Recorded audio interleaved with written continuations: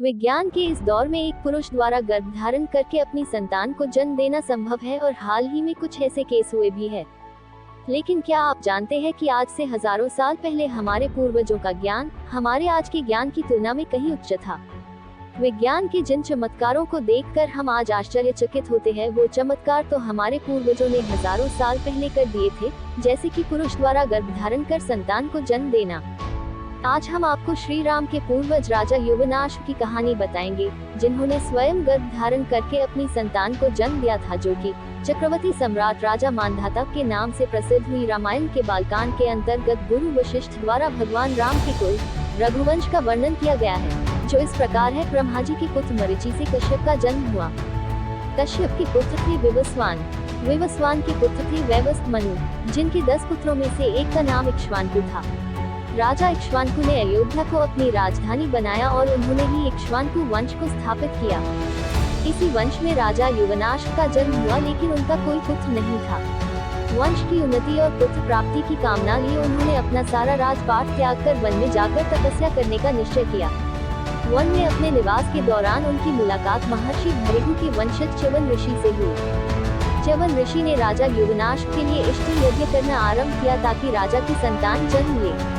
यज्ञ के बाद च्यवन ऋषि ने एक मटके में अभिमंत्रित जल रखा, जिसका सेवन राजा की पत्नी को करना था, ताकि वह गर्भ धारण कर पाए। राजा युवनाश्व की संतानोत्पत्ति के उद्देश्य से हुए यज्ञ में कई ऋषि मुनियों ने भाग लिया और यज्ञ के बाद सभी जन थकान की वजह से गहरी नींद में सो गए। रात्रि के समय जब राजा युवनाश्व की नींद खुली तो उन्हें भयंकर प्यास लगी।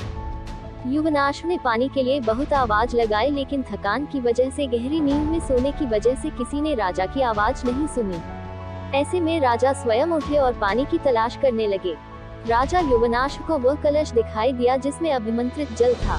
इस बात से बेखबर कि वह जल किस उद्देश्य के लिए है, राजा ने प्यास की वजह से सारा पानी पी लिया। जब इस बात की खबर ऋषि च्यवन को लगी तो उन्होंने राजा से कहा कि उनकी संतान अब उन्हीं के गर्भ से जन्म लेगी।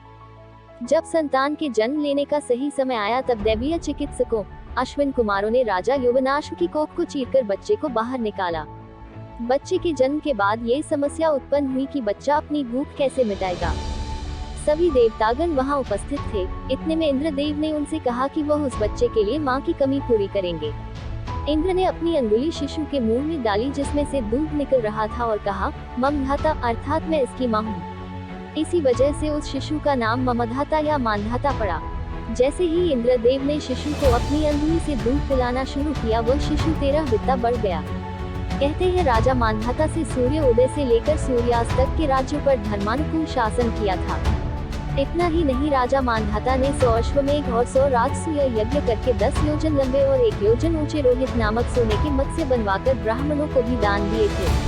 लंबे समय तक धर्मानुकूल रहकर शासन करने के बाद राजा मांधाता ने विष्णु के दर्शन करने के लिए वन जाकर तप करने का निर्णय किया, और विष्णु के दर्शन कर लेने के बाद वन में ही अपने प्राण त्याग स्वर्ग की ओर प्रस्थान किया।